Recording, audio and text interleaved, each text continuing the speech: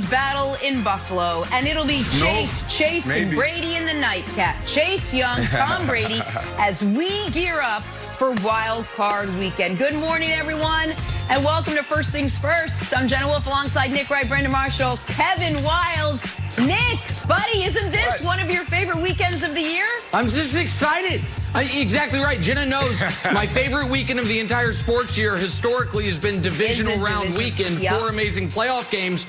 We've never had a weekend like this. 6 playoff games. 6 games to bet. 6 games to pick. We've never had it. We've never had it. My fingers. Well, here's one of them right now. In Pittsburgh, for the Browns and the Steelers. For Cleveland, they need to beat the Steelers for the second time in 8 days. In Pittsburgh, without their head coach and a number of key starters all out due to COVID issues. For their opponent, the Pittsburgh Steelers, they are no longer resting anybody. Everybody's full throttle, full go. Steelers, Browns. Brandon, it is time for your keys to the game. What are your keys to Baker and the Cleveland Browns upsetting the Pittsburgh Steelers? Yeah, this game is going to be a simple game. It's going to be a close game. It's going to be a really good game to watch. And there's 3 keys to victory for the Cleveland Browns. Number 1, it starts with Baker Mayfield. 0 turnovers. Baker has done a phenomenal job over the second half of this season protecting the ball. He needs to continue to do that. The last 315 pass attempts, he has 1 interception, and that 1 interception made me and Nick Wright come together and almost go to blows. So he needs to protect the ball so Nick Wright and I don't fight come Monday. That's number 1. That's right. Number 2, Chubbs and Hunt. They need to combine for 175 rushing yards, at least. This is a team, and you don't have to be an analyst. You don't have to be a 13-year NFL veteran. You don't have to have any experience like that to know exactly who this team is. We know the recipe for success for the Cleveland Browns is running the ball. They need to run the ball like they did last week against the same defense. They went for 190 yards. They can get it done there. And the last thing is, Alex Van Pelt needs to be aggressive. A lot of times when you're thrust into the spotlight and you're like, you're the guy now, you're more conservative. Nick, you talked about this earlier this week where you were a little nervous with Prefer and this Cleveland Browns team. It's like, man, when you're house sitting for somebody that you really like, you're more conservative. You do everything you can to make sure that thing is intact. So when they come back, they're proud of you. So Alex Van Pelt, I encourage you to do the opposite. If it's 4th and 1, lean more towards going for it. You get in the red zone, you go for it. If you score a touchdown, go for the 2-point conversion. So I like that, and I got that from you, buddy.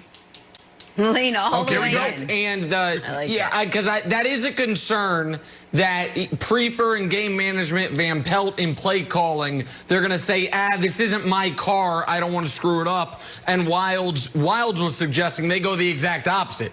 Treat it like a rental car. Like if I bust up the tires, who cares? It ain't mine anyway. I got to get where I'm trying to go. I'm going to add 1 key. And this is for all the playoff games. And this is where our producers get a little annoyed with me. They're like, Nick, it's the Friday before playoff weekend. What's the first thing you're going to talk about? And I tell them, kicking. One of the games this weekend is going to come down to a kicker. Mark it down. Wild, you roll your eyes all you want. I know it's not great television. I'll take that audience comes here for great analysis. He's going to write it down. Cody Parkey, there you go. Cody Parkey has not hit a 50-yard field goal all year. Hadn't even tried one. Conversely, the Steelers, Boswell, is he going to play? Or are they going to go with this Stephen Wright, cousin of mine? Don't know. They think Boswell is going to play. So in Heinz Field, where it's already tough to kick in a game that you expect to be close, I think that this game could come down to guys we never talk about. I also think this, Wilds, we are going to know after the first quarter. The last time we've seen a coaching staff truly decimated by COVID, we knew after the first 2 drives in, what was it, the Bucs-Lions game? It's like, oh, the Lions are drawing dead. Cooking time. If after the first quarter, the Browns look like the Browns, then I think you're going to get the type of game I expect, which is a close game that, I'll give a pick out early, I think the Browns are going to win late. I think if this game is a close game, the Browns win. I don't think the Browns have the ability to blow out the Steelers, and there is a slight concern of mine that we're going to know 5 minutes in, we have underrated how much the COVID situation has decimated Cleveland. This is going to look like Cleveland, Pittsburgh in week 1 of the regular season, or I'm sorry, their first time playing in the regular season. That is a slight concern, Wildes, but if that's not the case, I think Cleveland wins the game. Yeah, so Cleveland hasn't practiced all week, Nick. And like you said, the last time we saw coaches down, Tom Brady threw for 4 touchdowns, 350 yards in the first half, and then sat. So I think you're right that, like, the game could be over. Here's the fun stat. If you could put Nick Wright back on the screen there, Katanik. Nick, you know how they have economic indicators? And just because a stat is weird doesn't mean it's not true. So one of my favorite ones is like undershirts. So undershirts, when undershirt sales are up, the economy is up. And undershirt sales are down, the economy's going bad because like people are getting tight with their money, and undershirt is the last thing no one sees. You don't need to buy any undershirts. Jarvis Landry, Brandon, I'm going to add this as a 4th key too. Jarvis Landry. The Browns are 5-1 when Jarvis Landry throws a pass. So that is, I'm just like, well, who cares? Wow.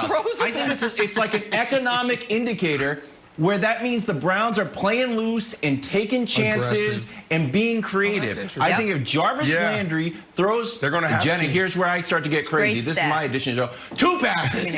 Throw 2 passes. And I don't think Tomlin's like, well, certainly not Jarvis Landry's. I mean, you can't throw the whole game plan out. I mean, you got to stay this is the game plan. In line with who you are as the Cleveland. 2 passes for Jarvis Landry. I don't know. What do you think? 2 passes, throw it around. X Factor. Throw it around. I like it. I like it. I like it. Look, do think. Here's what I would say.